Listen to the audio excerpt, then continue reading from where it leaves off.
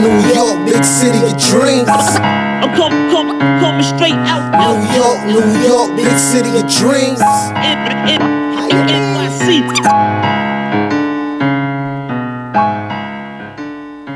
The fact of the matter is, we're not debating whether or not Kevin Durant could potentially end up in New York. We know that's the scuttlebutt right now. It says Billboard goes up near Madison Square Garden recruiting KD. I'm telling you, New York Knicks fans, that's a good recruiting ploy. I'm saying to you, the photo is not. Focus on the photo. And look, and what, by the way, what building is that on? Where's that located? Well, first and foremost, where is that? They need to put New York City with all these buildings in New York City in Times Square, and you got that. I mean, what is that?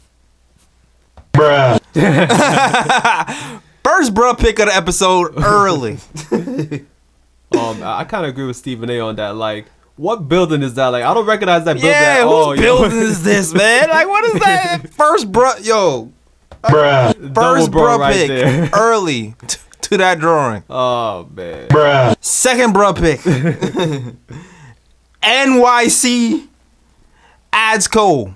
You get a bruh. A huge one for that. And why KP don't look like KP? Why? Whose man's is that? That's not KP. Nah, yeah, I think you need to teach him how to draw properly, man. That's not KP's dad's man's. That's not KP. That don't look like that, man. Nah, yo. I don't understand. I don't know. It's popular right now to put billboards up to kind of lure people in. I don't like that. I don't like it when the Knicks did it with LeBron. I don't like it when we're doing it with KD. I just don't like the concept. Like, get off your knees, man. Get off your knees.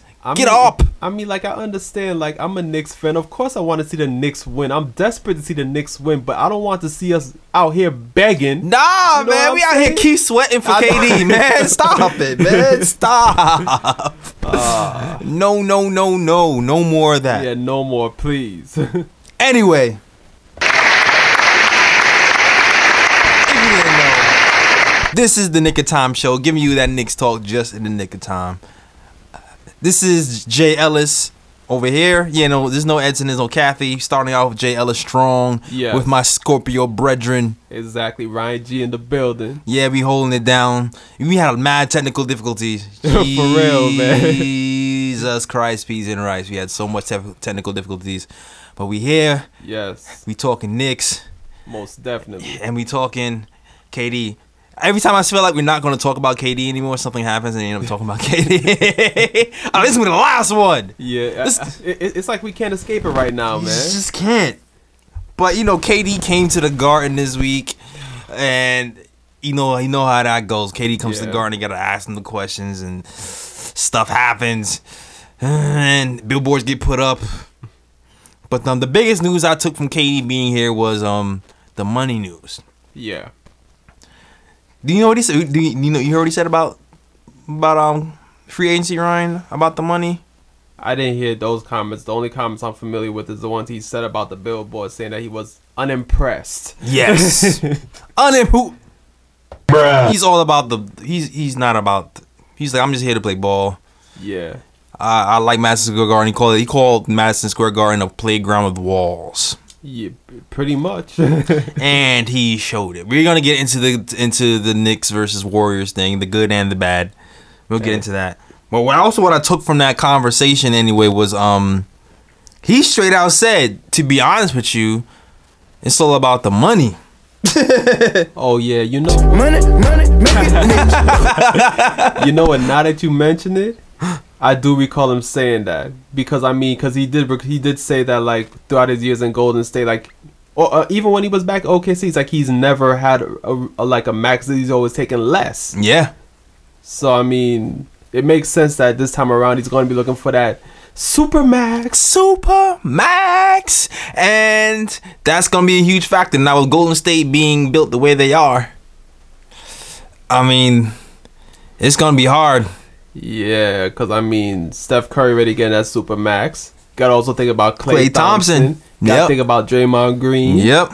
So I mean, it might be a situation where it's like, you know what, KD, we can't pay you that super max, so we gotta let you go. That's quite possible. It can happen. Like we'll see what happens, but it's looking more and more like damn. Yeah, this can actually happen if that's what he's talking about.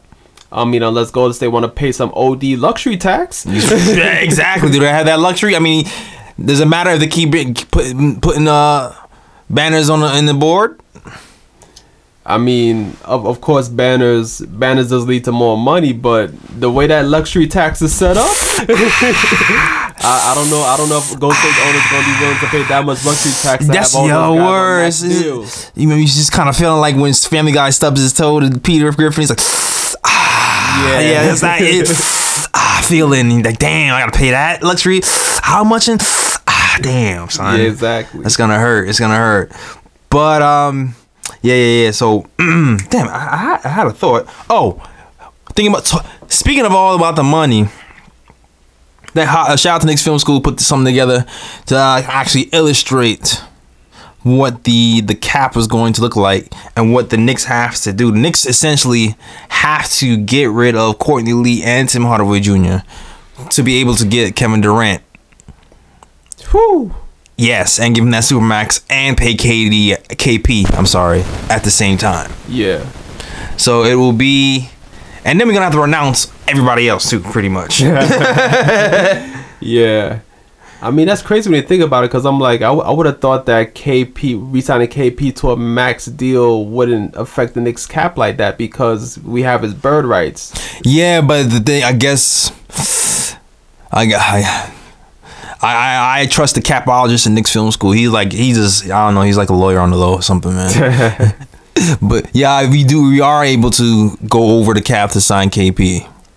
Yeah, that's what I've heard right now. But that supermax for KD is a lot more than everyone else because he's a vet. Exactly, that's going to be in like the 200 million range. So that's like almost like 40 a season probably. Yeah. So keep an eye out, man. Keep an eye out, guys, on this free agency next year. It's gonna be interesting. It's gonna be very interesting. I mean, I know we can't keep an eye on it right now, but yeah, it's a bit too early. It's early. It's a little early, even though we talking about trades and free agency next season is only like 6 games in. But yeah, whatever. Knicks talk. We are back. Yes. And we want to do something. Stats and the facts, man. We gonna put you to work even more this season, man, with the stats and the facts. Word. Yeah, man. You gotta earn your check, even though we're not getting paid. we'll be getting paid soon, though. Yeah, we working on it. We working on it. Working on it. Listen, man, we working on it. We put in mad work with the podcast and the blogs and Instagram and the merch. Yeah. So a little bit, it's not enough to sustain everybody. We starting something. We getting there. But stats and the facts, man. I don't know. We should call this the stats of the week, Nick stats of the week or something. Well, I mean, I definitely got some stats that we can look at, regarding Knicks players or whatnot. Yeah, early in the season. Yeah, because so far we won 1 game. Yeah, which is pretty bad. It's pretty bad, but even though that was pretty bad, there's certain people that stood out, certain players that stood out, and certain stats that stood out. First, I want to get to team stats. Okay. So before I get to the individual stats, so right now where the Knicks are shining is the hustle category. Yeah, buddy. .com. So right now the Knicks are second in deflections per game, 8.6. We'll take that. Yeah. 5th in loose balls recovered per game with 5.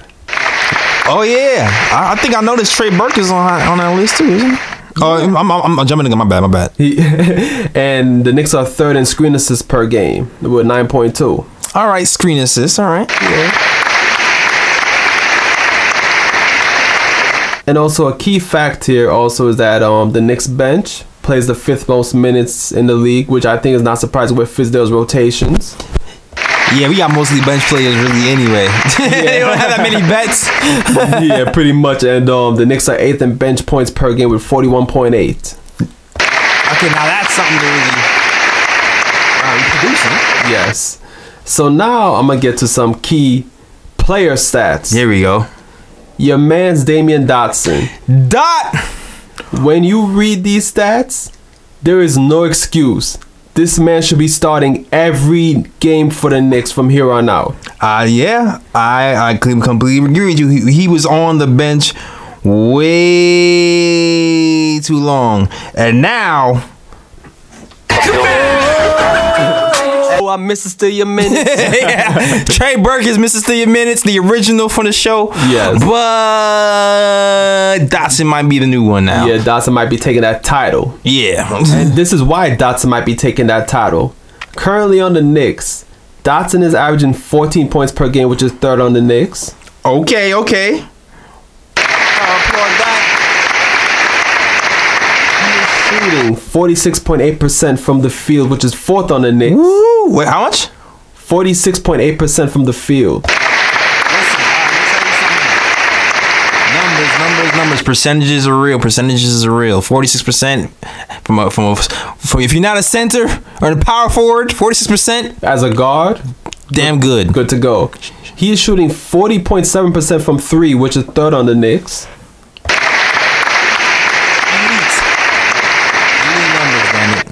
He is averaging as a guard. He's averaging 6.8 rebounds a game, which is third on the Knicks. He actually playing a lot of small forward. Still good, damn it.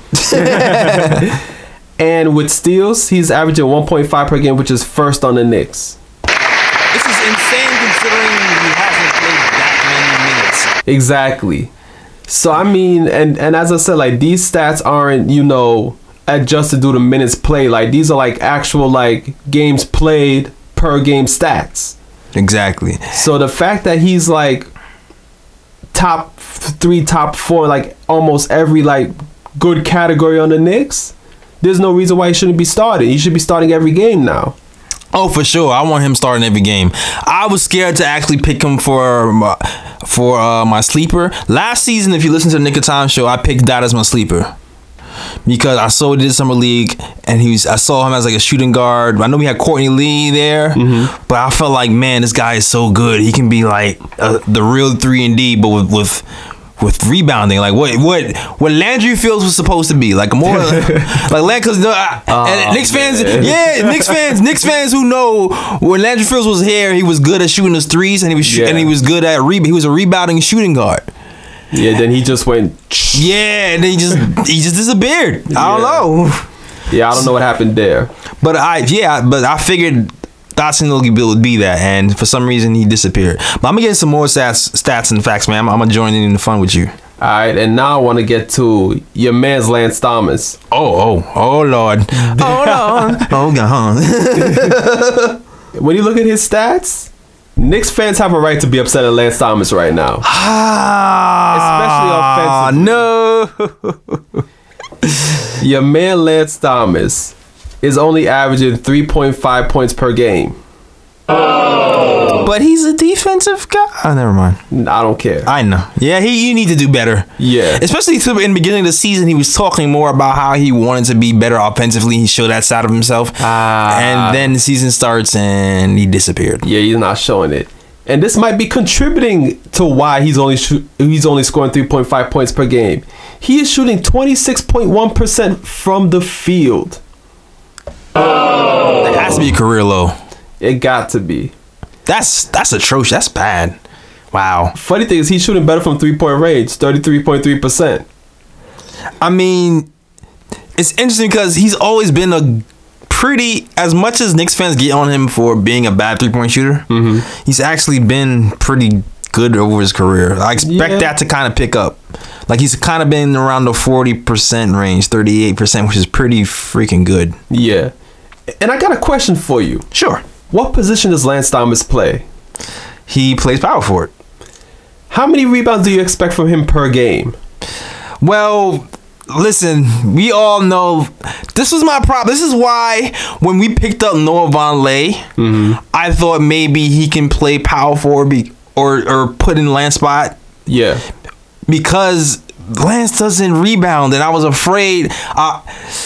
I did want Lance to start lineup so he can cover up the defensive deficiencies, but the rebounding is atrocious. Yeah. Do you want to know how many rebounds he averages per game as a forward? 0. 2.8 rebounds a game. More than I thought. I was like, have I seen? I was trying to think. I was like, have I seen Lance get a rebound yet? That's what I'm saying. I'm like, as a forward, like I understand he's an undersized power forward at this point in his career. Maybe a borderline small forward, but I mean, come on, dog. At least 5-6 rebounds a game, man. Yeah, come on. Yeah. Call your man Dotson. For real, yo, Dotson can show him how to rebound a damn ball. That's for damn sure. Now I'm gonna get to Vonleh. This is why Vonleh is gonna take his minute. Wait a minute. Vonleh's in that Mr. Stevens category himself too, yo. Go ahead, show you those Vonleh stats. I was very happy to see these Vonleh stats. Go ahead. Vonleh is averaging 7.5 points per game and 8 rebounds per game. Go ahead, show our boy straight out. And let me just bring something to light.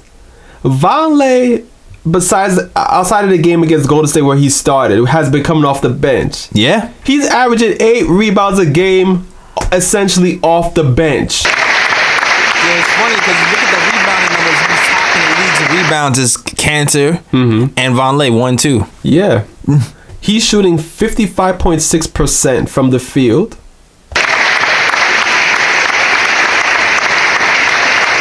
And he's shooting 50% from 3, even though he doesn't take many, but still. He got like 2 threes? Yeah, shoot him, boy. Let him go.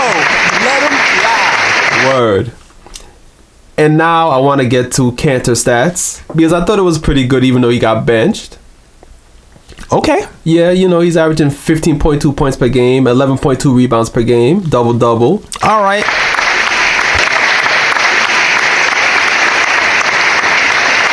And also his shooting has been superb. 55.7% from the field and 92.9% from the free throw line.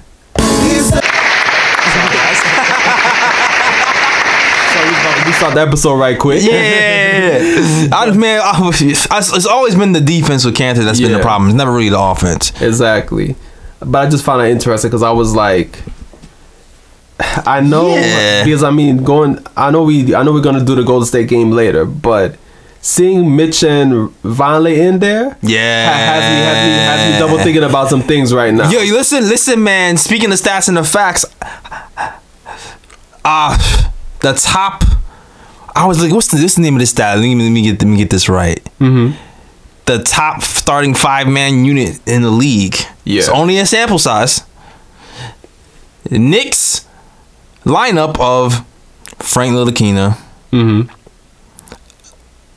Help me out here. Frank Ntilikina, Vonleh. The lineup against Golden State? Mitch Robinson, Tim Hardaway Jr., and Damian Dotson. Yeah. Number 3 in the NBA. Number 3 in the NBA. What?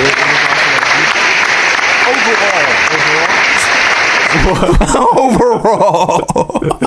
Matt Grant is only 1 game. Yeah, and it was against the Warriors too. But against the Warriors that's not exactly. That's pretty impressive, right? Yeah, still a small sample size. Yes, still very small sample size. That can change drastically. Yes, but and also, encouraging sign. Yeah, most definitely. Also, want to get to your boy El Presidente because I feel like with some players who are not too great defensively getting playing time, sometimes I feel like Ron Baker should, get some minutes in and play some hard defense and contribute to the cause.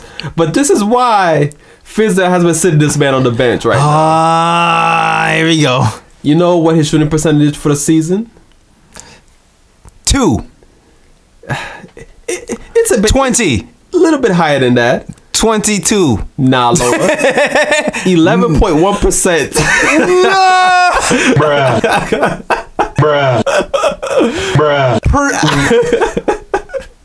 Yo, 11.1%. Yo, you should see his offensive rating. It's like 44.7. Like, real talk. That is insanely bad. That's so really bad. Like, I feel like you put me on the court, I'm shooting better than 11.1%. Yo, oh my god, that's wow. That's why you're not getting no minutes right now. Yeah.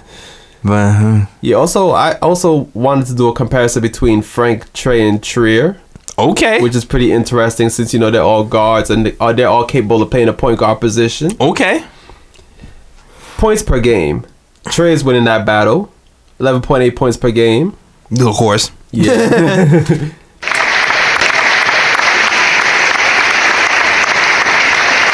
And then Frank and Trey is similar. Frank 8.3 points per game. Trey 8 points per game. All right. Yeah.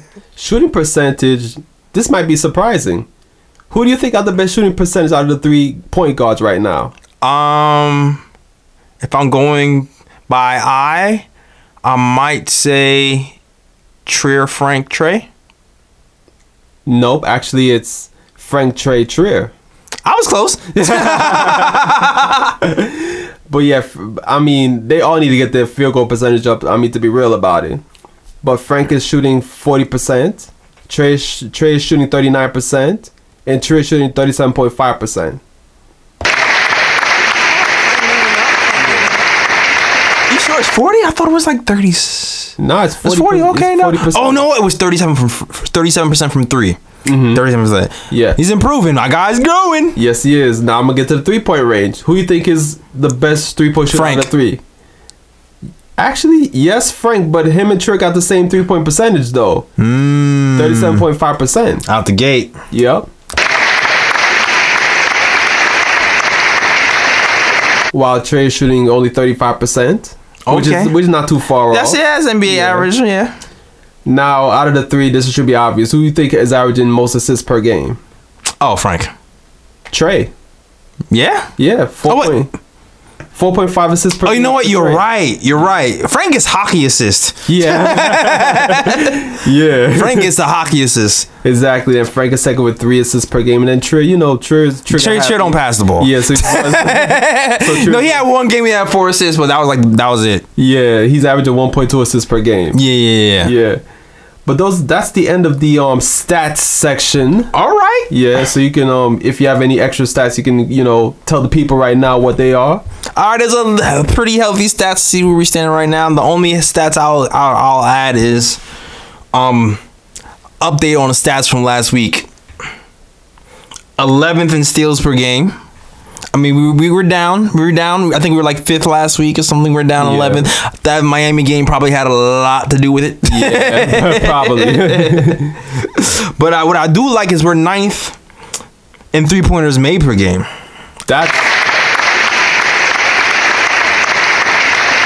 Now that is surprising.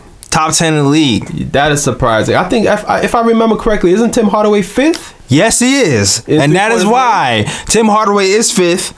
And that is why we are 9th in the league. And I'm going to applaud Tim Hardaway Jr. too, because he's been gunning them. Yeah. Some shots I haven't completely been like happy with, but the percentage is speaking for himself is up from last year.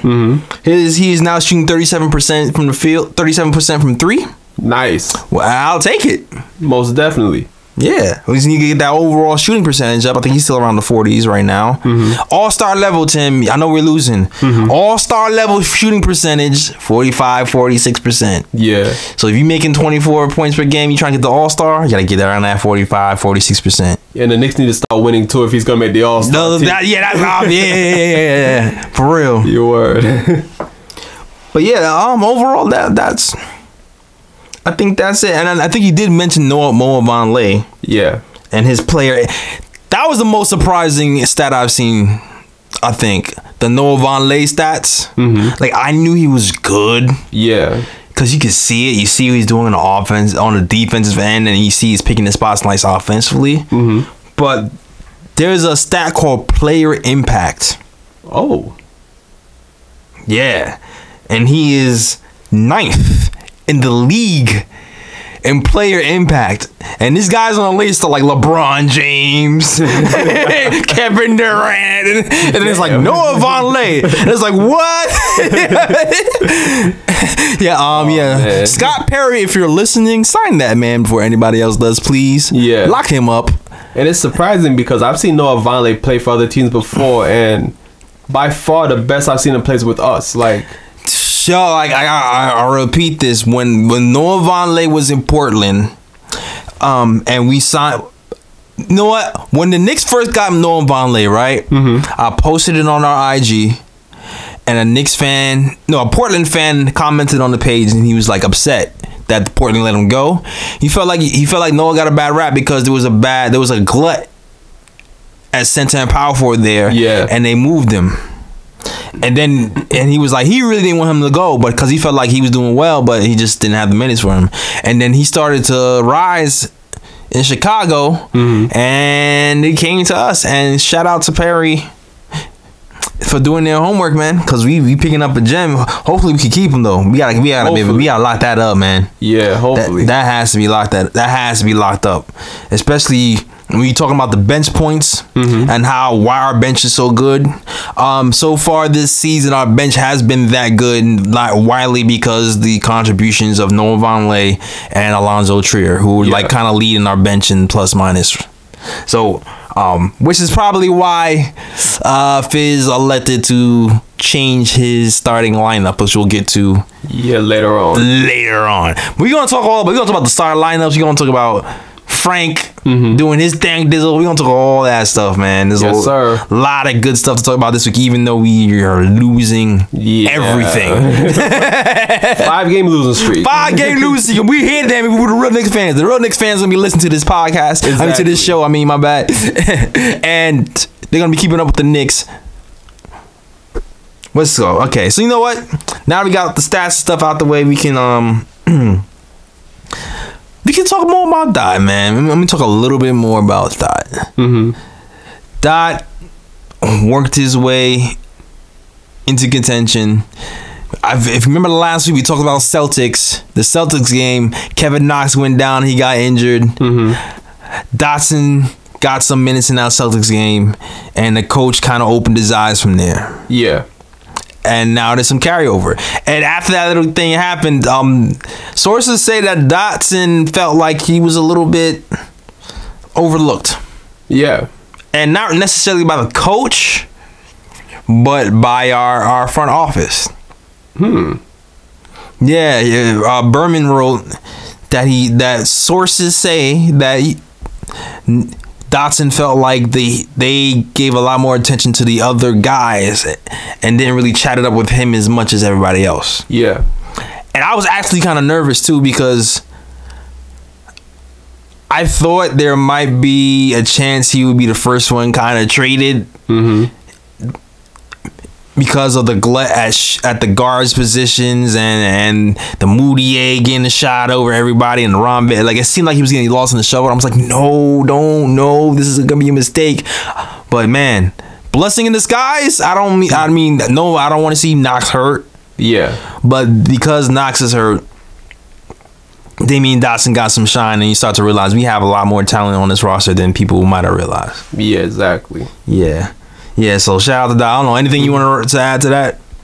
My only concern is when Knox comes back, how the minute distribution is going to be, because at this point, you can't sit Dotson. Dotson's one of our best players right now. Nah, that's a fact. So it's like somebody's going to have to suffer, because you can't sit Kevin Knox. He's our first round pick. You got to give him playing time. It gets tricky. It gets really tricky, because then that's when you start looking at Mario, possibly. You start looking at Mario's minutes. You start looking at Trier's. Actually, you start thinking like, well, maybe should he be sent down or not? Like, you start to think, it's gonna be tricky. It's gonna be tricky to manage those minutes, because Dotson to me has to play when guys is giving you 20 and 10. Yeah, exactly. You can't just be like, you back to 10 minutes. Nah, son, that's stupid. You keep what you kill.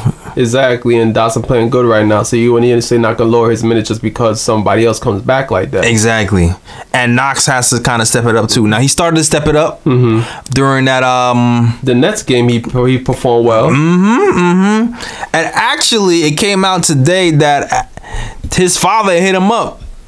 And he was like, nah, son, we can't. This is not happening. You can't be shooting these bad shooting percentages. I said, I read that he picked him up in a truck, drove down to Knicks training facility, and started shooting jump shots till 1 a.m. after the game. God damn. Yeah, not the game when he shot well. The game before that. Yeah, you know you don't want to mess with Pops, because Pops used to be a football player. Exactly. Hey, he's like, nope, not doing it.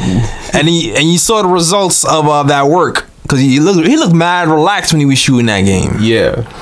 But hopefully he'll come back soon. I read a report that said Knox should be back November 2nd. Yeah, they said between November 2nd and November 10th. Right. Oh, speaking of November 2nd. Oh, yeah. Yeah. Knicks Film School and Posting and Toasting are hosting an event on November 2nd. If you want to find out the event and you're listening to the details or whatever, head to the SoundCloud. Head to our SoundCloud or YouTube and no, head to my YouTube. If you're on SoundCloud, there's a click to link to the YouTube, and you'll go to any of the podcast episodes. You'll see like a link that explains all the information, where it is. But we're gonna be in New York at a pub. Yep. We're gonna be watching the Dallas game, Knicks versus Dallas game. It's gonna be Knicks Film School, Posting and Toasting, Nick of Time Show, Hard Knicks Life. We're all gonna be there. Knicks Fan TV, of course. My guy Knicks Fan, CP from Knicks Fan TV. We all gonna be chilling there talking Knicks, and we're probably gonna do a live post game show over there too with me and Knicks Fan TV. So definitely. Oh, and plus you can win prizes. You can win raffles and prizes and Guarding the Dreams. 10% of the sales from the drinks and the food will be going to Guarding the Dreams. Okay. So clap it up to that. It's official Knicks. We giving back to the people. Yeah, the people. Yeah, so you definitely gonna see me around there. So come down, chop it up. Yes. Y'all gonna see me there too. You know, if y'all interested in talking it up Knicks basketball. Yeah, man, it should be fun, man. I can't wait for that. But yeah, so Knox should be back around November 2nd to November 10th. So waiting on you, Knox, to come and fill it up and fulfill your promise to be a Knicks great. Yes, and we know it's gonna happen. Word. But I would say, yeah, I know what. I guess we can talk about the Bucks game unless you have anything else to say about Damian. I said what I said, so let's get to the Bucks game. Let's get Buck. So that Bucks game, I have to read the stats and the facts. Okay. The Knicks lost 124-113. And if you've been listening to the radio show, you know that when the Knicks lose, I read the other team's stats along with the Knicks stats. Oh. So I'm going to get to the Bucks stats right quick. All right. Greek Freak, Giannis Antetokounmpo, 31 points, 15 rebounds. Oh. Stop that man. Nah. Chris Middleton, 30 points, 7 rebounds, 7 of 8 from 3-point range. That was the killer. Yes, it was. That's the guy. I just feel like we just couldn't figure out what to do with him at any point of the game. He's like your full definition of a 3-and-D type player. Yeah. Eric Bledsoe had 16 points, 13 assists. Oh.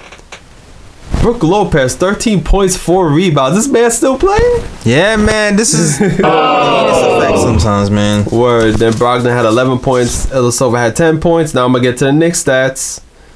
So the Knicks were led by your man's Tim Hardaway Jr.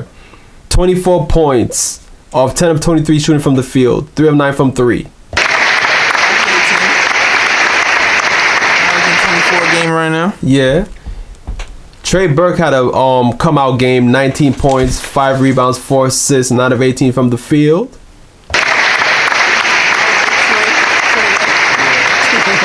Mario Hazanja had a good game too, 18 points from off the bench, 30 minutes. Listen, Fizz gave Mario a talk. After the Celtics game, he didn't like what he saw. Yeah. And Mario responded that game. So yeah, props to Mario for responding that game. Most definitely. Your boy Dotson, 14 points, 8 rebounds off the bench. Free Dot, damn it. Yeah, I think he's permanently right now. I know, I just like saying it now. Yeah. Enes Kanter, 14 points, 13 rebounds.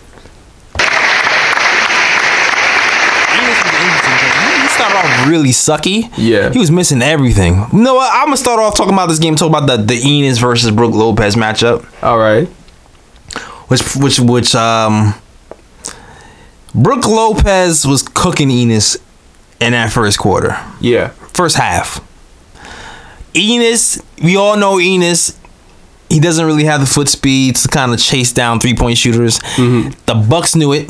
Yeah. And they exploited it, and they just kept making Enos go outside and try to guard the 3-point line of Brook Lopez, and it wasn't happening. Nope. Lopez kind of just splashed on him. And on the other end, the Knicks are used to posting Enos for easy points. Yeah. Now Enos, he's good at posting. He can post up 90%, 95% of the centers in this league, no problem. Yeah. No resistance. Brook Lopez is a big man. Yeah, he's a big boy. There's certain guys he can't post up. Certain guys he has to rely on the jump shot. Yeah.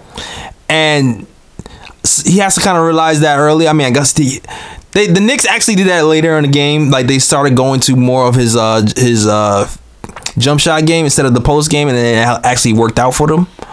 But in the beginning of the game, they really couldn't get it together. They couldn't. They tried to force feed the post, and it didn't work. Yeah. So we kind of end up in a little bit of a hole. Most definitely. There are some things I want to say about this game, though, which shows the Knicks. I don't want to say lack of experience, or they get tight when the game's on the line. Oh, that's the feeling about the fourth quarter. Yeah. Let's get to that later. Let's get to that later. All right. Let me get to that later. We definitely get to the fourth quarter later. Okay, so but I do want to talk about certain other people too.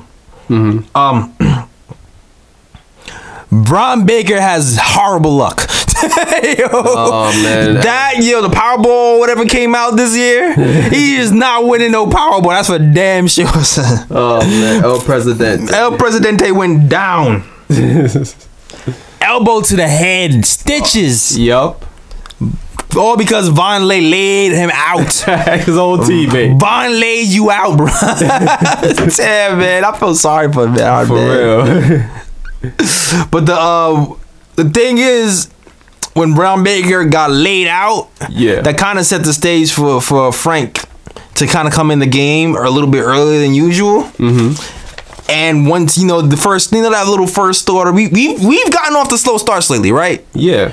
Like the first unit hasn't really been clicking all the way in the first quarter for some reason, but the second unit was kind of led by Frank. Since Bron Baker was out, it was Frank, Trier, Dotson, Mario, Von Lay led the charge and got us back in that game. So shout out to the second unit, and Frank looked good running that second unit. Yes, he did. And I also want to talk about the third quarter too, because Trey. Yeah, that's when Trey went off, right? Yes, you want to talk about that?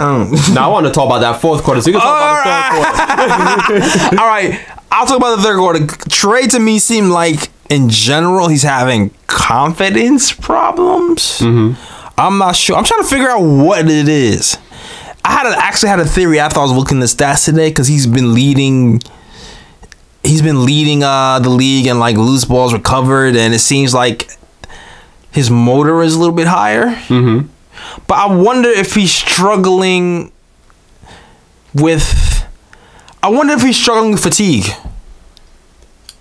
It might be the case. I mean, Fizdale have these dudes running crazy in these games. Yeah. It might be the case. I don't know. Like, I'm wondering if he's putting a lot more effort on the defensive end, because we all can see he's like pressuring people full court this season. But he's also missing a lot of shots he usually makes. Yeah. And open shots, like wide open shots, layups. He's missing a lot of those this season. But that Bucks game, he went off in the third quarter. And it pretty much got us back, helped us, got to get us in the game as well. So shout out to Trey Burke. But also shout out to Frank Ntilikina too, because even though statistically I didn't feel like he had a good game in that Bucks game, I did realize that the team just ran smoother. Yeah.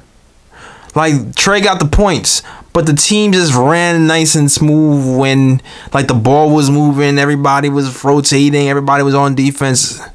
So it's one of those reasons why we'll get to it later about why maybe Fizz wanted to get that look at point guard from Frank, or I don't know.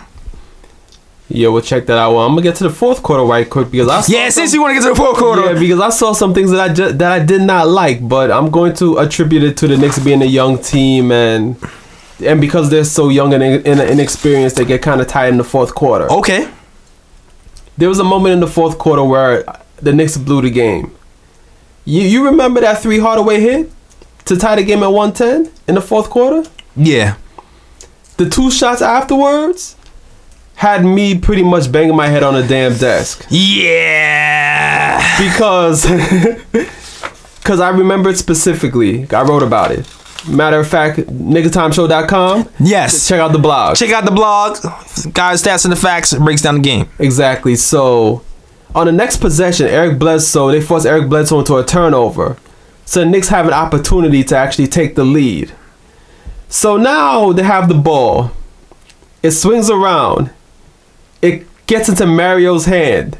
Mario shoots an ill-advised deep 3-pointer. It's like, why? It's one of those things. He has the call. He bricks it. Yeah. Bucks come down the court, take advantage. Brook Lopez gets an easy basket. Yeah. 2 points. Knicks down by 2. Next time down the court, it seemed like the Knicks didn't know what to do on offense. So they pass the ball around. I think Frank passes it to Tim Hardaway Jr. in the corner. Tim Hardaway Jr. shoots a rushed 3-pointer. Didn't take his time. Air ball. Bruh. That was my bro pick. Oh, my fault.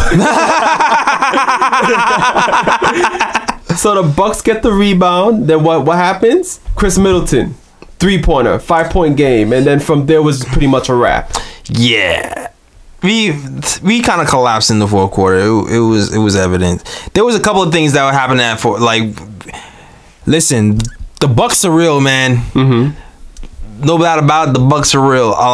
We did take some ill-advised shots towards the end, but also there was like a size difference. Yeah, from that big man to dude. There was one play where Giannis drove to the lane. I know the play you're talking about, yo. And Vonleh's a big dude. He is. He is. He ran Vonleh clean over, son. Like he pushed him over like he was a paper towel. Dog. Matter of fact, do you saw what he did to Mario? Son.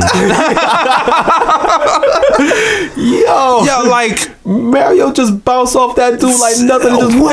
Just flew across the court. Yeah, man. Like that's a dude. That's a man. That's a grown ass man, dog. Yeah, boy. That's a big dog. He's a beast, man. Like, and we had matchup problems. You know what? Shit, man.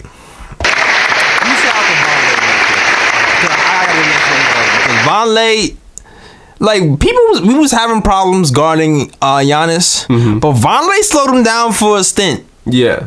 Like so shout out to Vonleh. He surprised me on how he was able to kind of keep him in check a little bit. Middleton, though, this is the biggest problem. I felt like our biggest problem, our matchup problems to me was the small forward spot and the center spot.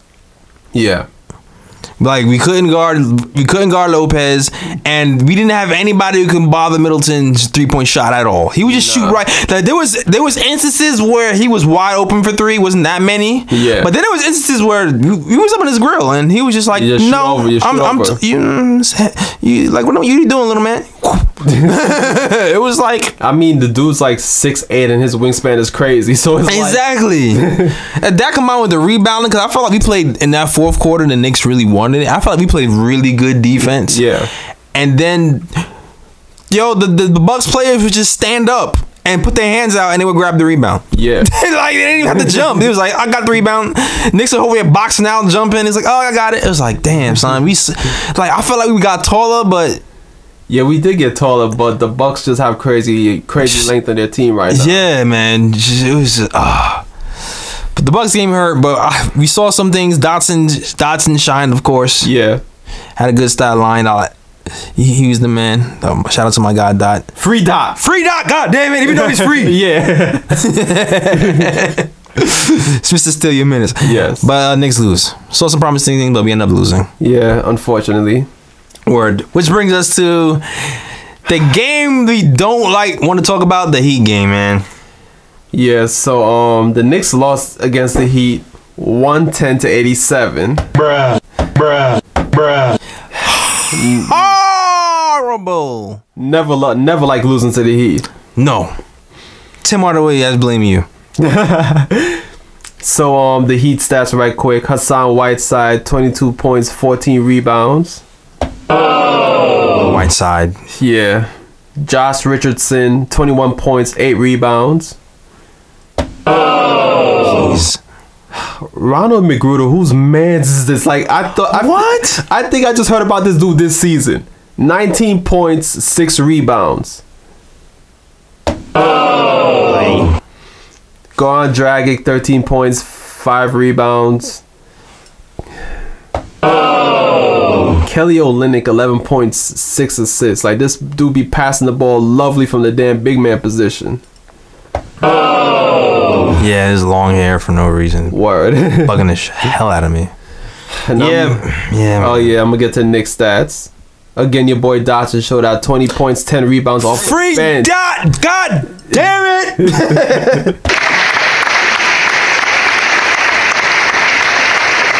Tim Hardaway Jr., 14 points. I get it. I mean, he didn't play that much either. And then Mary Hazanja, 13 points, but he shot 4-15 from the field, 2 of 8 from 3-point range. Major bro. Now I'm going to get to the team stats. For the game, the Knicks shot 36% from the field and from 3-point range. That was, oh my God. The Heat, they allowed the Heat to shoot 48%, 45% from 3. He took twice as much free throws as the Knicks this game. They were more aggressive. Jesus Christ. They out-rebounded the Knicks 62-53. Can you... anything else? And more. I'm tired of hitting this button. And more points in the paint, 46-34. I'm done. Points in the paint is where we kind of struggle, guys. Like, we got our 3-point percentage up, or 3-point attempts up, but besides Enos, like you said last week, we don't really have the guards to really penetrate. And even Trey, as good as he's been, he hasn't been the best Trey. Not really. So we got to get that together. We got to figure that out at some point so he can actually win some games. Exactly. But yeah, he 45 points in the second quarter or something crazy. Oh my God, it was too much to handle. Oh, you mean the third quarter? I'm sorry, third quarter. My bad. Points. The Heat shot. Matter of fact, the Heat shot 15 of 20 in that quarter, 8 of 10 from 3-point range. I didn't want to hit the button anymore, man. Why did you? I know, man. You forced me. You know what? It's because all these stats and facts are in my head right now. I just had to pour them out right now. Oh gosh, leave him in the fitted. I ain't got no more though. I'm done because I don't want to read no more. I don't want to hear no more shit from because every time I read these stats, I get upset because it was against the damn Miami Heat. Yeah, man, this is the one. Listen, this is the first game we look like other expansion teams, man. Yeah. This is no, it's not even expansion team, like a rebuilding team. My bad. Expansion team is super disrespectful. Right, it was like some of the same symptoms we had. Like there's certain times, there's certain players that Cantor's gonna struggle with. Like Whiteside is a little too agile. He's able to shoot a little bit more. Yeah, and with those type of guys, the really lengthy guys who are agile can shoot, Cantor's gonna have problems with those, man. Yeah, and he couldn't really handle it. And and Burke, man, he had a great game the game before this game. Yeah, stinker. 1 for 10. Yee. Bruh. In the field. The crazy part was like, and this is when he started to blow away, to pull away, and I felt like him missing kind of deflated his defense and the team's defense all together because they didn't have that same intensity. Just kind of they waddled in the fact that they wasn't making shots. Yeah, I think that's like basically the first game of the season where the Knicks actually, because you know some teams where if they're not making their shots, it's like they just fall off completely on the defense. Yeah, it's derailed. They derailed. Like this is the first game of the season where that happened to the Knicks. Like they weren't hitting their shots and they just became uninterested on defense. Yeah, and it really hurt. Yeah. And the crazy part is the shots that Trey missed were really makeable. Yeah, they were like layups. a lot of balls in and out. I think 1 of 10. I feel like 8 of those were in and out. Yeah. So, but it hurt us.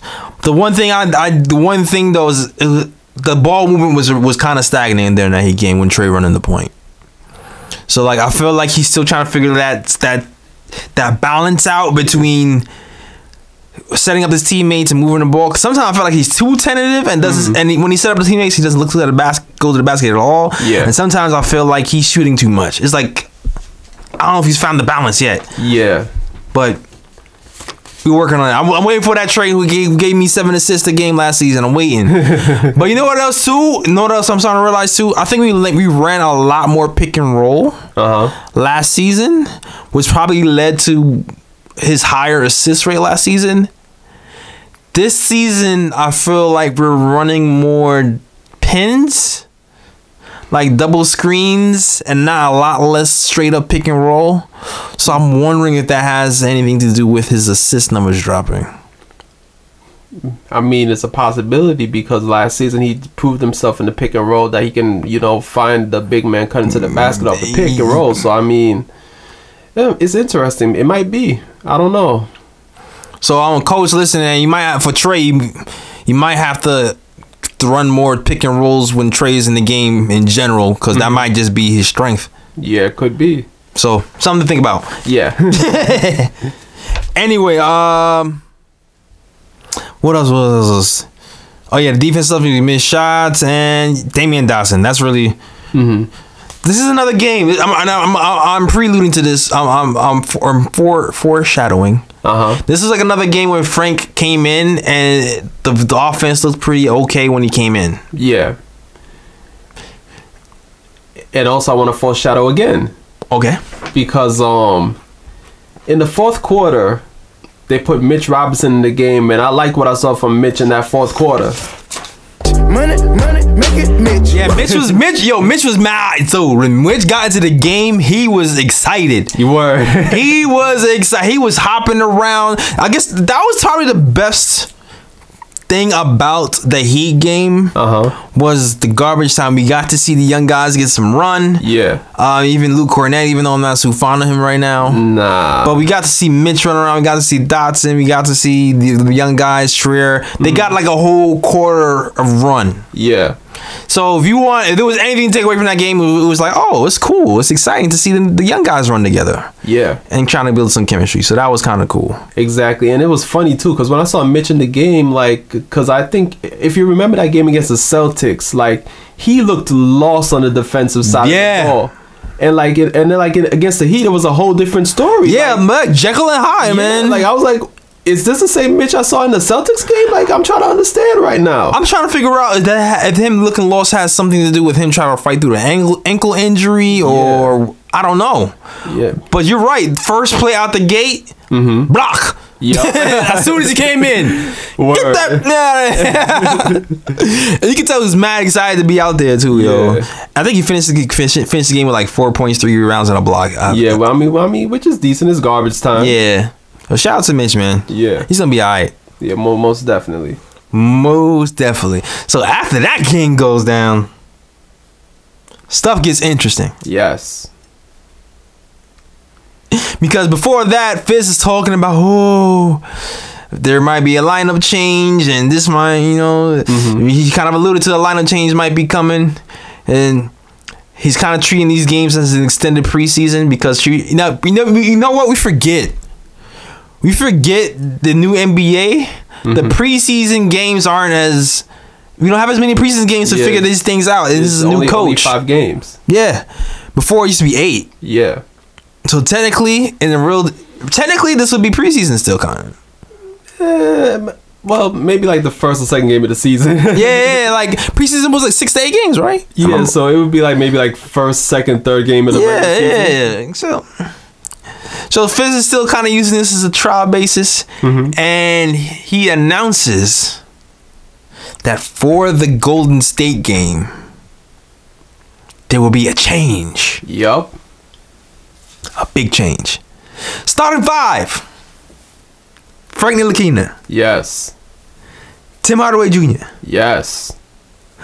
Damian Dotson. Yes. Noah Vonleh. Yes. And Money, make it Mitch. money making Mitch. God damn it. Yes. Dog. Listen. When Fizz was talking about, oh, there's gonna be a lineup change, in my mind, I'm like, all right, offense, defense. I'm thinking maybe it might be a Frank. I feel like Frank was gonna go there. I thought it was gonna be Frank. Frank at point guard. Yeah. I did not expect Vonleh. Really? Yeah. No, I know. I thought there might be a chance that Vonleh would be there. You know what? When he was talking about the lineup change, I knew for certain like Lance Thomas. I knew for certain like he was gonna take Lance Thomas. Right. Like that was the one thing I knew for certain. Like, yeah, this is gonna happen. The Mitch thing though. That was a shock. Dog. That was a shocker. Money, make it Mitch. I didn't see that coming, though. I didn't see it. Who saw that coming? Me neither. My guy played 1 minute before, like, the first game. Yeah. 12 minutes in garbage time, and now he's starting versus the Golden State Warriors. Yeah, like out of all teams, the Golden State Warriors, like. Yo. He's got some balls, son. Yeah. Or like what my Latino brothers would say, he got some major cojones. Shout out to Latino brethren, yo, man. Oh man, mad Puerto Ricans be supporting the podcast, yo. On IG, be hitting me up, yo. Shout out to y'all, buddy. Shout out to y'all, man. Yes. But I was like, when I saw him make that move, I was like, yo, Fizz ain't out here playing never scared, games, yo. Never scared. Oh man. But you know who didn't like that move? Who? Enes Kanter. He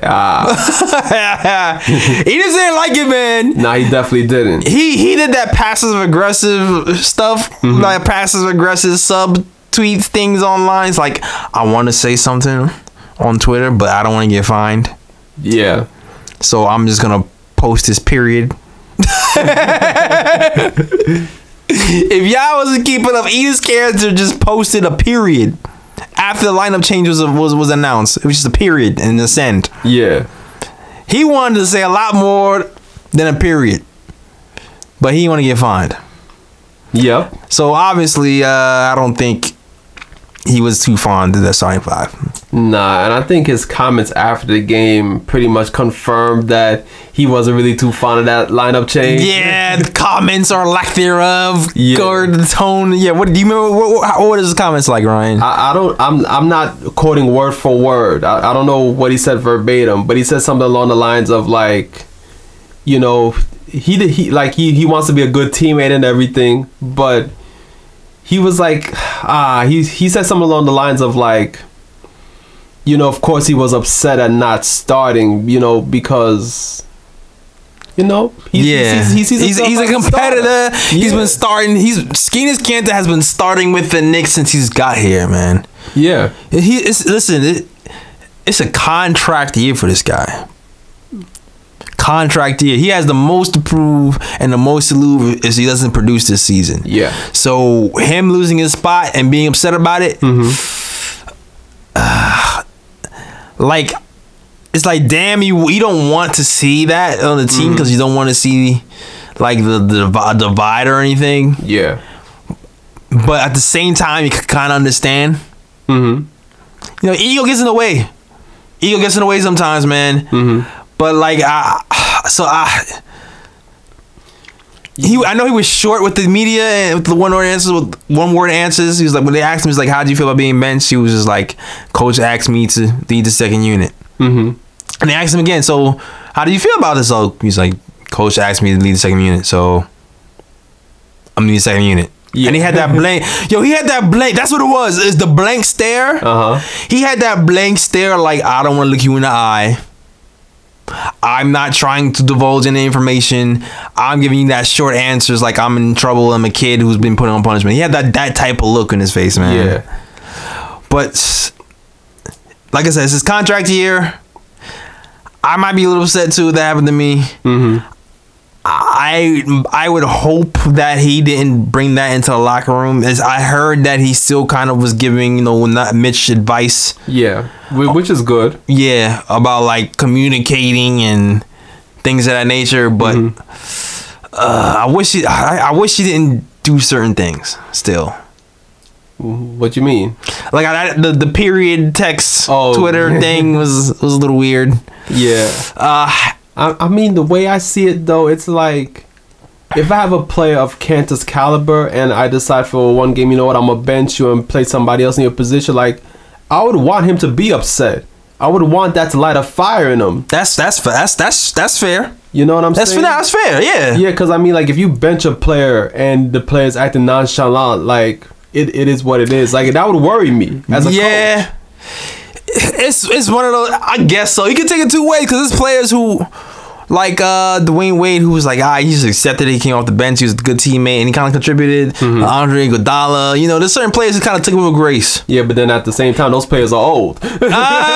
That is a good point. Enes is not old. Yeah, he's at that middle age. He's that middle point as far as NBA career goes, like 26 or something. Yeah, 27. In his prime right now. Yeah, so that's a good point. Yeah, that's a very good point. But ultimately, Fizz with the youth movement, first of all, what was good about this move? What was good about this move was Fizz went with the youth movement. Like everybody else on this roster, we're not really sure if they'll be here long term. Yeah, it could go either or.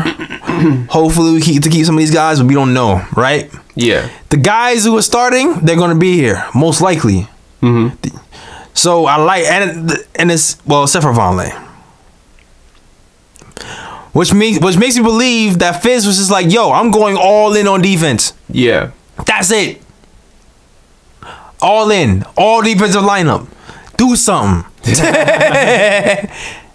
And it kind of worked. Yeah, it kind of did, because the Knicks came out the gates playing hard. Exactly, with the exception for Tim Hardaway Jr. Yeah, he's the only one who's a negative on that that lineup. But he kind of is like, he know his job is to score in that unit. Yeah. You know what I was worried about though? What? After that unit, you're looking at the second unit of Trey and Enes Kanter and Trey. You're like, all right, who's the defender here? Yeah, that's the thing. So it gets a little tricky with Mario and yeah, I mean, like in that case, that's when guys like Lance Thomas become necessary in that second unit, because you have a lot of guys on the bench that are not great defenders. So you need at least one like great defender or a couple great defenders out there to at least make up for the deficiencies of the other guys. That's true. You know what? I'll take that back. I will say this: Trier has actually kind of surprised me, and he's actually been pretty solid on defense. Yeah, I will say that. Yeah, he hasn't been bad. He hasn't been pretty. He's been pretty alright. Especially that Celtics game. Yeah. I noticed he didn't really buckle when he was guarding like Rozier and all them guys. Like they were kind of put in check when he was in the game. So I'll take that back a little bit. But bring us to the Golden State game, man. Let's go. Yeah, Golden State. Well, Frankie is unleashed, damn it. Yeah, but these stats, well, at least from the Golden State side, I'm not gonna be too happy to hear right now. Yeah, we hyped, but we lost. Yeah, but we hyped still. Your man's Kevin Durant, 41 points, 9 rebounds, 5 assists, 17 of 24 from the field, and he dropped 25 on us in the fourth quarter.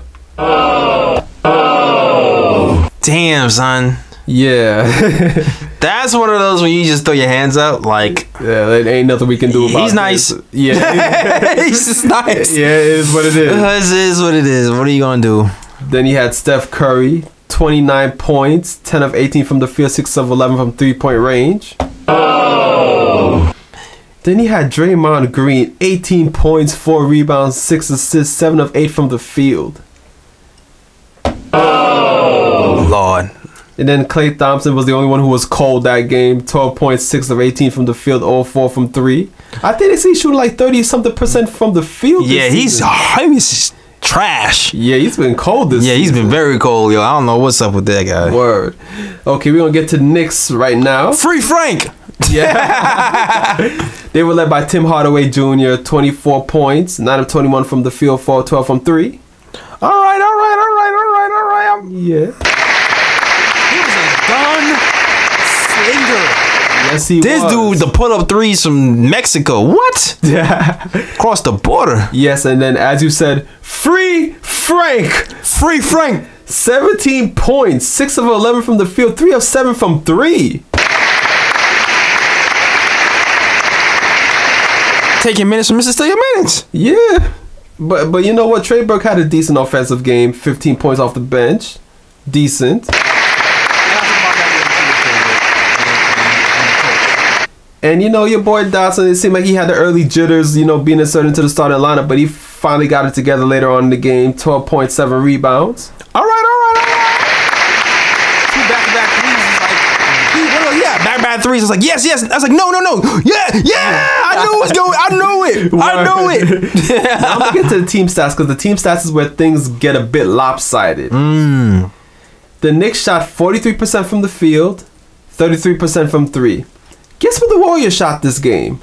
Oh, Lord. 59% from the field, 45% from 3. That's The only thing good about the Knicks this game is that they out-rebounded the Warriors 49-43. That was about it. I guess.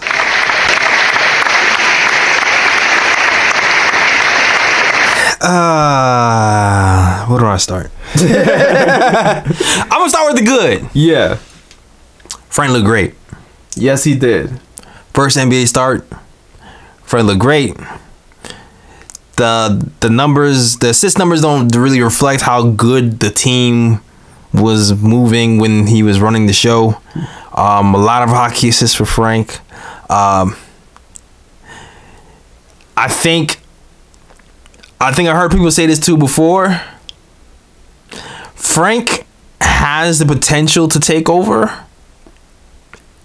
or, pull off some one-on-one moves, but I think he has to be forced to. And a lot of times we have ball handlers next to Frank, so as like a little crutch. Yeah. But I think Frank doesn't need I think Frank is someone who needs to be pushed in the pool. Yeah. Just go. Take the training wheels off. Take the training wheels off of Frank. Push him down the hill. and watch him pedal. Watch him go. Yeah. Because you start to notice when there was a few times when there were no passing options, right? There was a few times there was no passing options, and Frank was like, well, I gotta shoot it. Yeah. And he ended up pulling off he had some doubles, some nice little setup dribbles, some nice little setup crossovers. They went to the hole, spin moves, fade away. What about this man's step back? Yeah. Where the step back looking smooth. Yeah. He was also aggressive from 3. He was shooting little threes off the pick. Yep. And he played defense great for the most part. Except for one little slip up when he was trying to bark instructions and then Curry went to the corner and shot a wide open 3. Yeah. But besides that, he was pretty good. I liked what I saw. I mean, it got to a point where even Steph Curry gave him props after the game, saying that he saw promise in him. Yeah, I don't like the way he called him Frank Nigalinas. What do you say? Where are we saying that? Dog, you on live TV? You can't be saying stuff like that. I'm like, is this man calling Frank the N-word? Yeah, that was mighty close. Yeah. Mighty close, yellow man.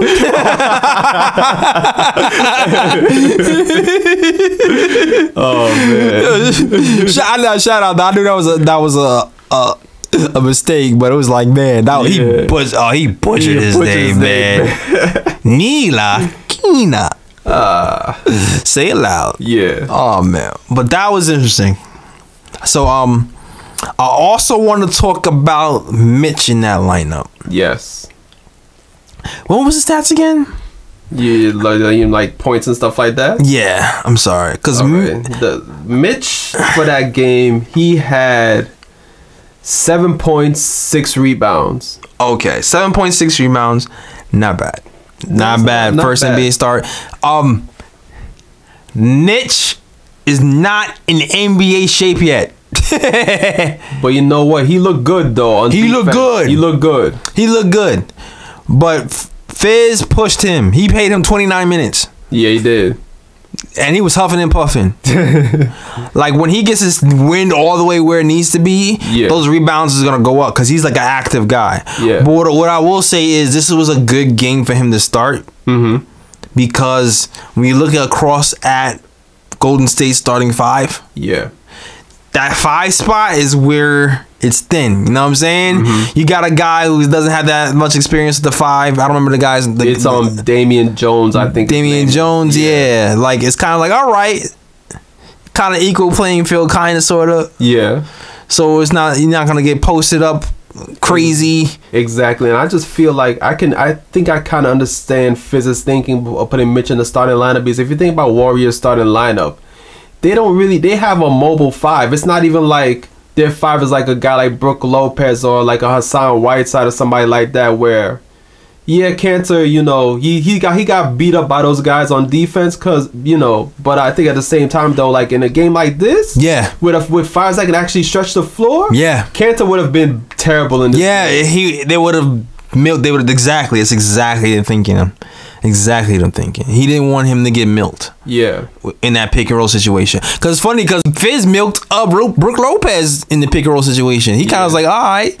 And he's like, listen, I don't want that to happen to Cantor, so I'm going to go with the mobile 5, like you said. And Vonleh too, man. Yeah, exactly. Vonleh would help there too, because Vonleh and Mitch are more mobile. They'll be able to get out on those guys way easier than Cantor would. Yeah, the switches were nice. It was beautiful. Tim Hardaway was shooting lights out. There was a time, and Mitch is, I don't know if y'all caught this.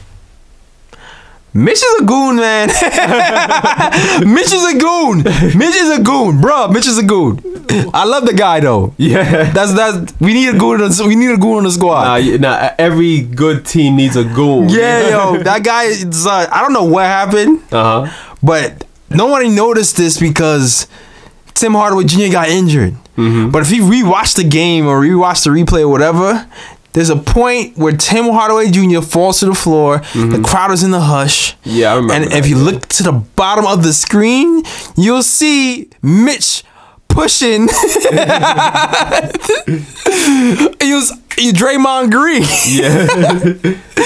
And then, like, after the whole kerfuffle, whatever, ends and whatnot, you'll start to see, like, the Warriors are shooting a technical foul. And you're like, why do the Warriors shoot? Why they shoot a tech? It's because Mitch pushed Draymond. Nah, Mitch was like, yo, you see my boy down there hurt? Like, which one of y'all hurt him? Whose mans did that, son? Whose mans did that? You know what? You go after one of my boys, I'm going after one of your boys. Coming after you, enforcer. It worked. Hold that. Yo, shout out to Mitch, man. Yo, shout out to that guy. Yes. But damn, that's really mostly what I want to say about that Golden State game. Yeah, I mean, the Knicks fought hard for 3 quarters. Like as Fizz said, it's like the Knicks played good for 3.5 quarters, and then when that last half of the fourth roll around, they just flop. Yeah. And literally true story about this game. Just to show you, I don't know what's up with this Warriors team, but this Warriors team is like a damn NBA 2K video game. Yeah, you gonna talk about the KD stretch when he kind of went off and this is a dead ass story. I'm not making this up. I was watching the game, right? I ordered food. The Knicks were down by like 4 or 5 points. The food came. I went down and got the food and handled a little other things on the side. I come back, Knicks down 13. I was like, what the hell happened? So I'm like, okay, I'm thinking like, okay, this game is probably, there's no way for them to come back because it's the Warriors. Right. So I'm like, I leave again to get my food ready and everything. I come back, Knicks down by 20. And I'm like, what the hell is going on, man? Lady, what happened? KD happened, man. No, let me tell you what happened. Oh, yo, I'm sorry. I'm sorry, coach. Bruh. Giving you that one early. Fizz, I love Fizz. I love what Fizz did with the star lineup. But Fizz waited too long to bring back the original starting 5. Yeah, in my opinion. I think I know why though. Cause Trey was going. Exactly. He was getting buckets and Knicks needed offense. Yeah, Knicks did need offense, but it was weird because I mean I get it. You know what it was too? The Knicks needed offense. But you know what it was? Fizz took Frank out when he was going to put Trey in. But it didn't happen the other way around. And plus, I felt like at that point, Golden State was scoring a little too easily, even though we were kind of getting the buckets with them. And I felt like the first unit was just doing a better job, kind of holding them off, keeping them down a bit. Yeah, like they got to a point where they were picking rolling cancer to death. They was kind of picking on them, and I was just like, "Yo, we gotta stop this. We gotta stop this." Word. And they was just scoring easy. And then Kevin Durant just Duranted everybody, and it was all she wrote. Yeah. But yeah, so I feel like the offense got a little bit stagnant once Trey cooled off, and it was time to bring them back in. Yeah, it's like at that point it was like, okay, we're not scoring anymore. Warriors are scoring. Yeah, it's like, we need to put back up the starter lineup back in the game and see what they can do. Yeah, blow the whistle. And then Fizz stop Frank's career high. Yo, Frank had 17 points in the third quarter. Beginning of the third, you didn't see him till the end of the fourth when the game was out of hand. I was like, yo, I'm gonna see Frank drop 20 tonight, 23, some 25. He's gonna nah, it didn't happen. Nah. Frank was moving and grooving that game. Yeah, he was. And the Fizz played good defense on him that game. Yeah. Oh, Fizz, I didn't know you was a cock blocker. Yeah, man. You blocking those Franks, man. Oh, man. But yeah. What are you going to do? Yeah, it is what it is. It is what it is. At the end of the day, I liked what I saw at the end of the day. Yeah. Well, do the first 3 quarters. We got kerfunkled by freaking Kevin Durant. Yeah. Bum ass. Even though I want you here. Yeah, I want him on the Knicks too. Even though I want you, you're still a bum ass until you come here. Yeah. And that reminded me of something too. Knicks fans, I'm tired of y'all giving these visiting players ovations. What the hell is wrong with y'all? Bruh. Yo, you still an enemy, bruh. That's what I'm saying. I'm like, until this man comes to New York, this man should not be getting no ovation. Nah, none. I'm with you on that, man. None. I'm with you on that. I co-sign that. And you know what? You probably in the minority. But I don't care. I was born a minority. I don't care. It is what it is. Word. I still want to hear it though. But yes. You on an opposing team, exactly. You getting these boos. Word. Oh man. Sheesh. Ooh, I feel like I'm missing something too. No, do we got everything? Yeah, I think we got everything. I'm trying to think. I don't think we're missing something. No, small things, nothing big. It was just breaking news. Oh, you know what it is? This is what I'm missing. I'm gonna give an applause to Fizz again for this move. Because we are recording right now on this Sunday. Yeah. Right? Actually, we need to figure out what the games we have this week so we can do the Oh yeah. Yeah. I mean, you can still talk. I'll look it up. So basically, what I'm giving applause for Fizz is today. Rasheed Wallace. Oh yeah, Sheed. Ball don't lie. 3 to the dome. He brought 3 to the dome to Melo. Word. Our guy Sheed was training the big man today. Shout out to that, man. Yeah. Once a Nick, always a Nick. You know you wanted some rings with Detroit. You know what I'm saying? Yeah. But we loved you here when you was here for that 1 year, dog. You did your thing. Yes. That 54 win team. Once a Nick, always a Nick. Most definitely. Yeah. What was that quote he said again? Talking about man, lollygagging off screens and whatnot. He said, "Yeah, the big man are lollygagging off these screens, man." I gotta love Sheets. Oh man. I gotta get that exact quote because he was cursing. You know. Yeah. Quotes are funny when you curse. Yo, but shout out to my guy Rasheed Wallace. Yes. And just Fizz, because Fizz has been doing well bringing in these little guests. Most definitely. He said, She Shit. Y'all coming off these screens bullshit and lollygagging. It's like I can imagine she'd say that in his voice. I can exactly hear it, yo. I hear it in my head. Word. Oh, that's my guy. Shout out to she, man. Yeah. Oh, man. Oh, wait. Breaking news.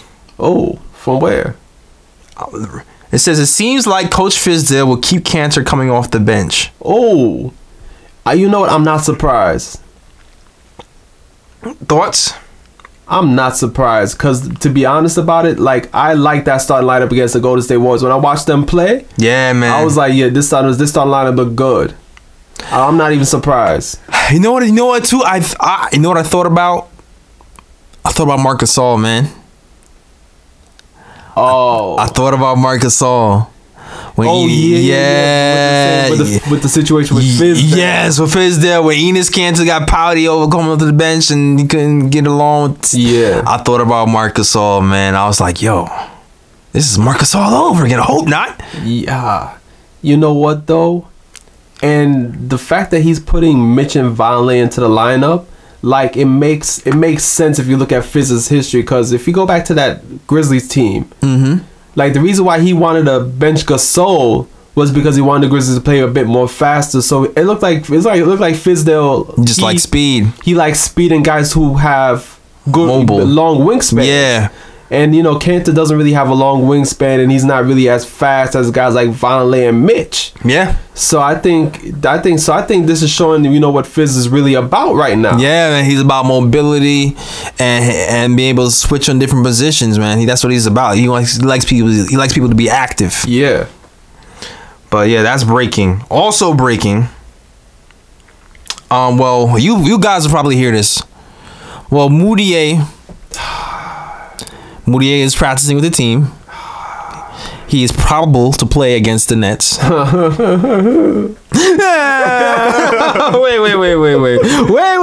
minute. Hold on. I'm sorry. Yeah, sad music time. Moutier will be back. Probable to play against the Nets. And also, at some point,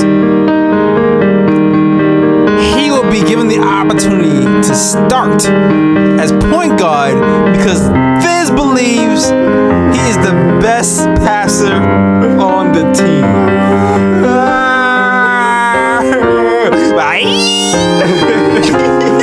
Oh, man. Bruh. Why, Fizz? You was doing so good. Oh, you was doing so good. You know what, though? To be honest about it, no, Moutier is probably the best pass out of all. Yes, right, but he's the worst everything else. Yeah, that's what I'm saying. That's what I'm saying. Like, are you ready for that Moutier starting lineup? All I gotta say, if he starts putting Moutier in the starting lineup, there's going to be some stressful days ahead because at this point, I'm not even sure if I want to see the back of this dude's jersey on the court, man. Yo. Like, he has no. Here's the thing, man. Moutier lost his starting. He fell out of the rotation in preseason, dog. That's what I'm saying. How do you fall out of the rotation in preseason? That is crazy. Oh my God. I mean, I get it because he wants him to start. You want to get the best out of your players. He's here to develop them and see what they have. That's what he's here. But dog, it's just like there's only, you know what it is? There's only but so many minutes to go around. So you already have Frank. I thought you're finally gonna get him some real point guard minutes, see him develop and see him like he's actually, to me, shown signs. Yeah, Frank. Yeah, at point guard. Yeah, I don't want to. I don't know, man. It's a loss to me. Moutier is just a lost cause, man. So what they gonna do? They gonna put Moutier at point guard and put Frank at like small forward and Tim Hardaway at shooting guard? And what are we doing with Burke? And then I don't know, man. And then Ron Baker's. You know what? Man, Ron Baker's about to be deceased soon, man. I will say this: Ron Baker did not see the court versus Golden State. Yeah, he didn't. Shout out to Fizz for that. He saw the numbers. He saw the numbers. Yeah, 11.1%. So from the field. Yeah, exactly. It wasn't working with Iran. Nah. But now we got to fight against. Like, I don't want Moody to take a minutes away from Dotson and Frank. Yeah, me neither. And even Trey. Nobody. Sorry. Take Mario's minutes, maybe. Oh, man. Maybe. Yeah, maybe. No, not maybe. I'll take Mario. Mario Moutier. I mean, at this moment, Mario easy. Mario easy? Yeah, right now. Yo, chat, Mario. I would say Mario too, yo. Yeah. As much as Mario's been frustrating me. You like, Moody is going to have to do a whole lot for me to change my mind on him. A whole lot. Yeah. Mario at least had a good game. His shot is off and on, but he's on, he's on. Mm-hmm. He's a little erratic sometimes. Defense is picked up a little bit. Yeah. I would say Mario over Moutier. Mario over Moutier. Yeah. Shoot, maybe I should scroll on and see if there's any other breaking news happening. But I think that is about it for all the news and stuff. Yeah. Yeah, that's it. That's it. I guess we can go into our favorite segment. Yeah. Oh. The ooh segment. Yeah, the ooh segment. If for those of you who never listened before to the Nick of Time show, shout out to Dash Radio for having us on the Nick of Time show. Yes. Those of you who listen, ooh segment is the best plays of the week. Yes. By the Knicks, Ryan. I got all Knicks ooh picks. Nothing from no other team. Okay, all right. You on your thing right now. Yeah, next segment is gonna be all over though. Yeah, bro pick is community. Yeah, it's fine. You can go all over the place with bro picks. Ooh pick, straight up Knicks. Yes. So what you got, Ryan? I'm gonna try my best to assist you. I got 2 ooh picks. Yeah, all right. They both come from the Warriors game. Okay. My first ooh pick goes to a combination. All right, combo of Noah Vonleh and Money Making Mitch. Money, make it Mitch. Hey. Yes. I was ready. I know where the button is now. Yes. So I don't know if you recall this play, but there was a play where the Knicks were swinging the ball around and it got to Vonleh, and Vonleh was open for the 3. Okay. We thought Vonleh was going to shoot the 3 because he was wide open.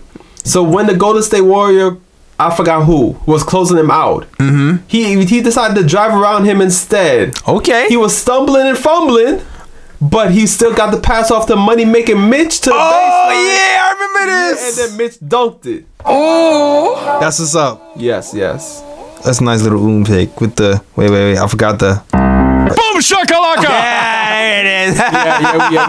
yeah. We don't need no sad music. No, I wasn't sad at all. That was nice. And he fell to the ground with that pass too, right? Yeah, that was the one. Okay. And my second ooh pick goes to the French Prince. Oh, hold on. Yeah. I think he's taking my ooh pick, but go ahead. Frank Ntilikina. There was a play early in the third quarter where he had your boy Klay Thompson guessing. Oh yeah, he had him on his heels. Aren't you? Yeah. Hey Klay, aren't you supposed to be defensive stopper? Exactly. Stop that. Frank crossed over, drove left, stopped on a dime, step back, pump fake, got Klay in the air, went under, wide open jumper. Oh Lord, Philly.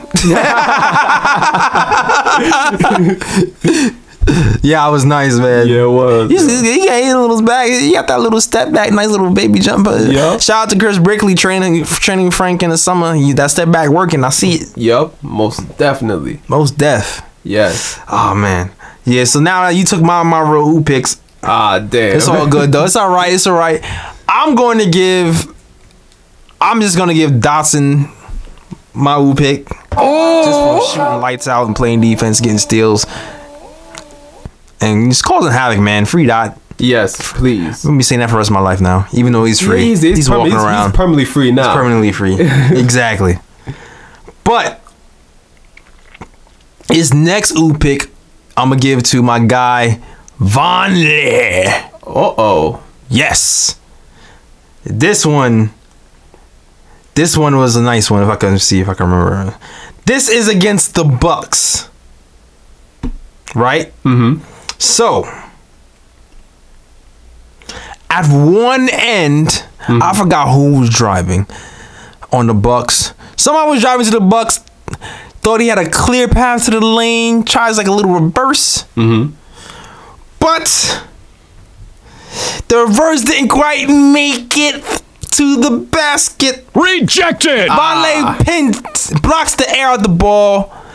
It starts down for the fast break, right? Mm-hmm. This is a long ooh pick. This is a story, man. So after that happened, Vonleh runs down the court, post up, gets the ball, kind of spins out, and then he dunks it. Boom shakalaka! For the slam. Oh man. Offense, defense, Vonleh all over this ooh pick. That's 2 oohs for you, man. Yeah, man. Shout out to you, bro. That's why that man getting starters minutes right He's now. that starters minutes, man. Yep. All y'all over here thinking it's all sweet over here with these minutes. Now, so I'm taking minutes. Yo, we might have 2 misses. Oh, I miss still your minutes. Yeah, man. Vonleh, get the official salute. You know what? I'm gonna promise the people out there. If Vonleh and Dotson and Mitch continue to steal minutes, I'm going to do acapella next week.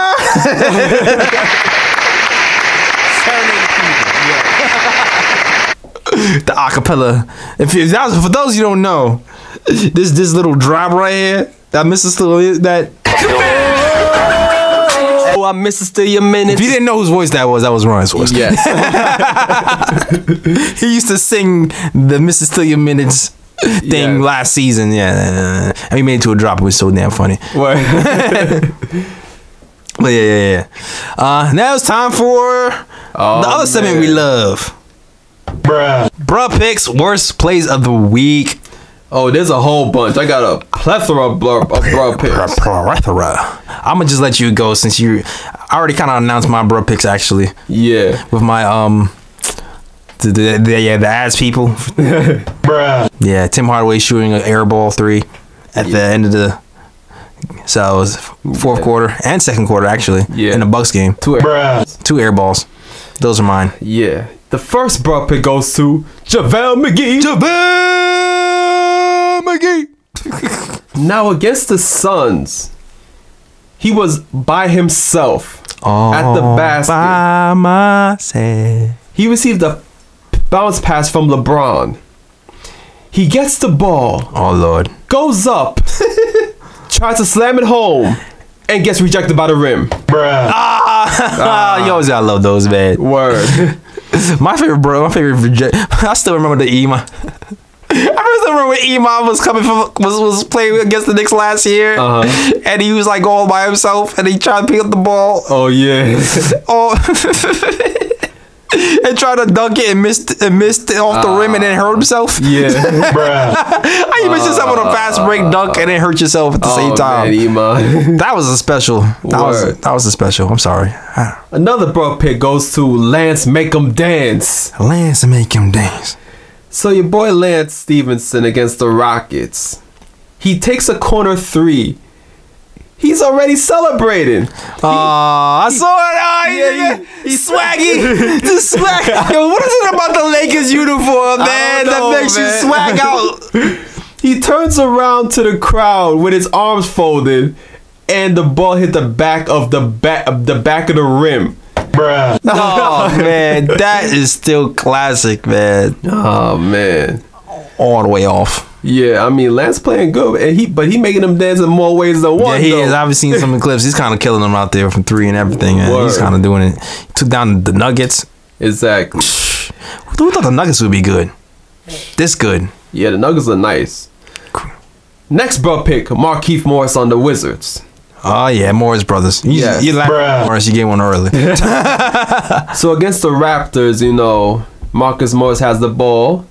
I don't know, you know how guys love to use the peripheral vision, right? Yeah. So he sees somebody in his peripheral vision. He's thinking, oh, it's one of my teammates. Uh-oh. He passes the ball. It's the ref. It goes out of bounds. Bruh. I've been looking.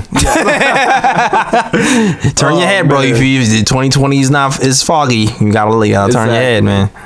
Another bruh goes to LeBron. It seems like the Lakers are gonna have a lot of bros. All right, I like this. Bruh. So, LeBron has the ball in the post. LeBron likes to be fancy sometimes with his no-look passes. Mm-hmm. I'm thinking on this play, what's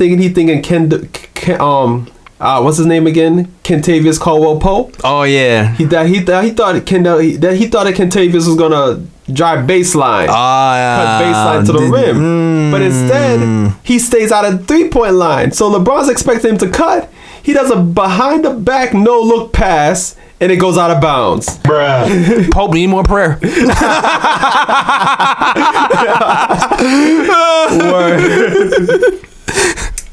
And now another bro pick goes to your man, Steph Curry, against the Nuggets. Oh, I thought he was going to say because he called Frank Nicolinas. Oh, well, you know what? He gets a bro for that too. Bruh.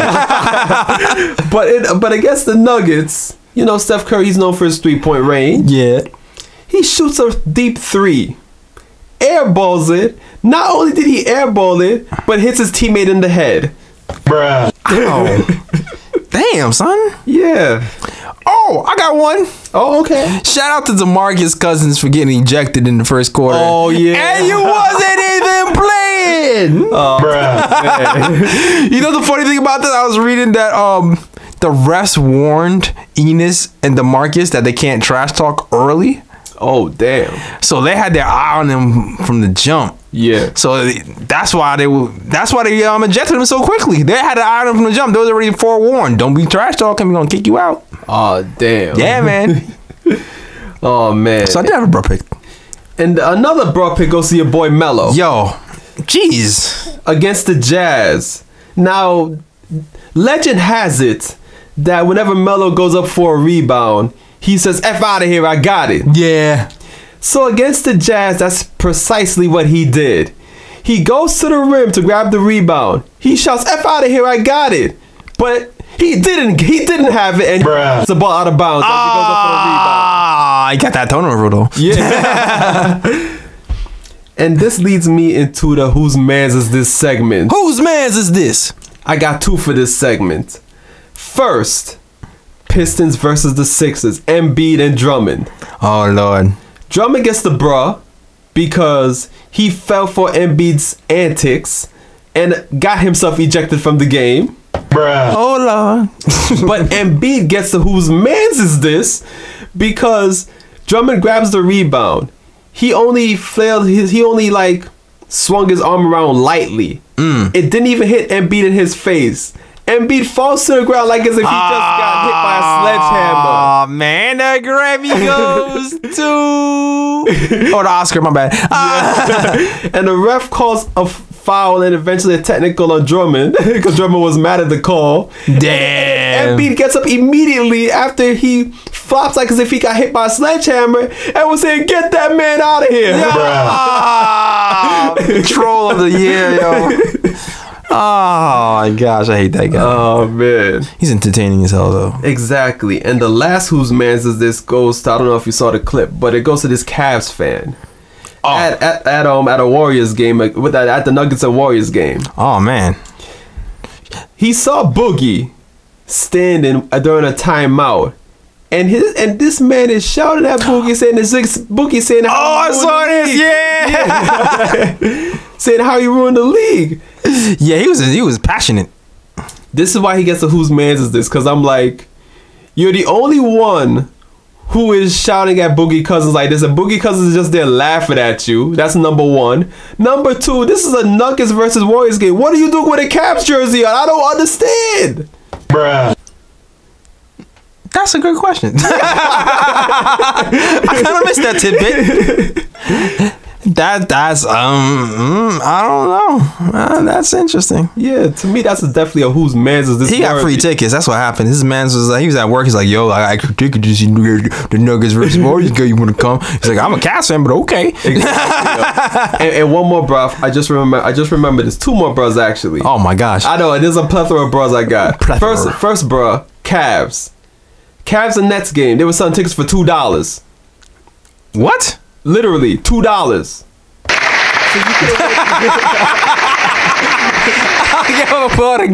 So if you were in the Cleveland area, you could have got tickets to the Cavs game for only $2. Listen, bum ass Nets. Nobody cares about you. Exactly, and nobody cares about the Cavs either because LeBron, their money cow is gone. So yeah, man, that's hilarious. And my next bro goes to 50 Cent. Because what I posted the other day? Because this dude bought 200 front row tickets to Ja Rule's concert, so when Ja Rule performs, the front rows would be empty. That is championship petty.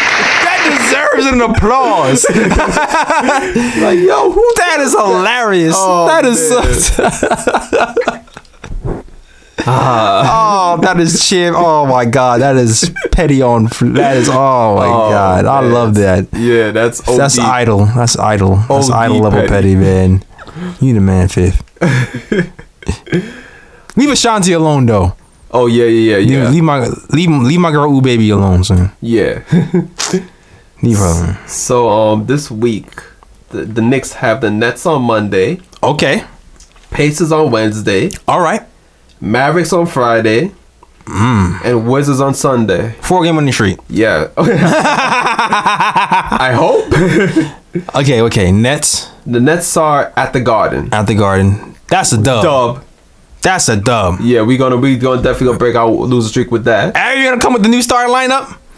Yeah. Frank about to get a triple double. Yo, crazy. Frank always plays his best games versus the Nets, except for the last game. Yeah. Watch. All right, go ahead. Gonna show out. Pacers, that's gonna be at the Garden. The return of Kyle O'Quinn and McDermott. Oh, yeah, that's Knicks. Right. Yeah, 2 Knicks. McDermott's probably gonna have a good game. I feel like McDermott's gonna have a good game. But we still. How do you feel though? Pacers are playing good so far this season. I'm gonna go out on a limb. Knicks gonna 2-game winning streak. Okay, let's go. Now the Mavericks game is going to be in Dallas, and last I've heard, Doncic been killing. Yeah, that's gonna be a tough match. Frank definitely has to start that game. Yeah, he has to. Frank gonna have to lock him up. Like you can't have Trey playing no 6'8" point guard, dog.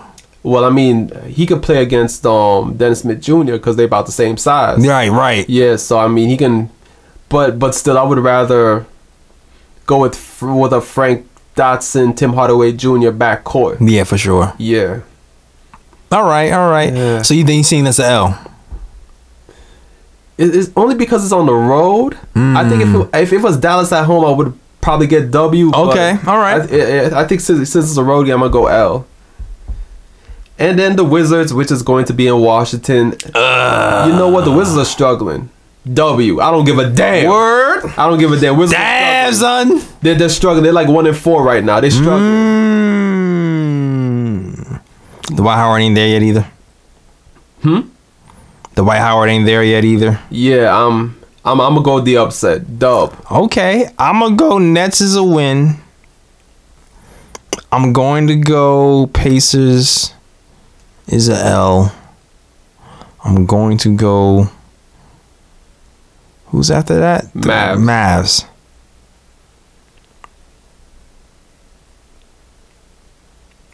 That's gonna be tough too. Yeah. I want to say a win. I'm gonna say 2 L's. I'm gonna say win, Nets, LL, and win. Yeah, I think that's reasonable. Yeah, that's what I'm rolling with. Yeah. All right. Yeah, we reached the end of the show. Reached the end of the show. If you knew what we had to do to get the show going today, For real, Lord, yo. Jesus, Like, take the wheel. We're literally like running on fumes right now. Seriously, man. I hope we don't sound too tired over there in YouTube land and SoundCloud land and on Dash Radio and iTunes or wherever the hell you listen to us at. For real. But that is the end of our show. Please follow us on all platforms, thenickoftimeshow.com for all your blog needs, and the podcast needs, and yeah, don't forget the. Always add the. Yes, don't forget the. Right. SoundCloud.com/thenickoftimeshow. Always got to do that. Mm-hmm. What else? The website, thenickoftimeshow.com. Yes, the thenickoftimeshow.com, youtube.com/thenickoftimeshow. We always there too. Yeah. We're on Instagram too, the Nick of Time Show. Yeah. We're on Twitter too, the KOT Show. KOT Show, because they didn't want to give us all the letters. Yeah. and show them wait. And yeah, I mean, you can follow me at JLS Draws Things. That's JELLIS Draws Things. I'm on Instagram, chilling, drawing stuff like this merch. Yep. Get your merch. Hoodies coming soon. Hoodies coming real soon. Hopefully this week. Yes. I'm trying. I'll be one of the first to cop those. I'm trying to put these out this week. That's all, man. It's so crazy busy. I'm gonna try my best. Word. Oh, but yeah. So where can they find you at, man? They can find me at Sir G is Chillin'. Sir G is Chillin'. SIRG is CHILLIN. And obviously, you know, I've been riding crazy for the Nick of Time Show and for TSJ. Yes. Clap it up for that. So, you know, if you want to read a different perspective on these games, just hit me up, you know, read them blogs. Yeah, man, a resident blogger. Yes, sir.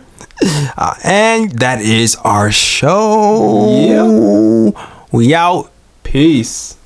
Peace and love out to where you from, but all over the world they ever come. Say again, bright lights, big city, bright lights, big city. Gonna do what I'm supposed to do, represent for my New York City crew. Say again, bright lights, big city, bright lights, big city. New York, big city of dreams. I'm coming straight out. New York, big city of dreams. NYC.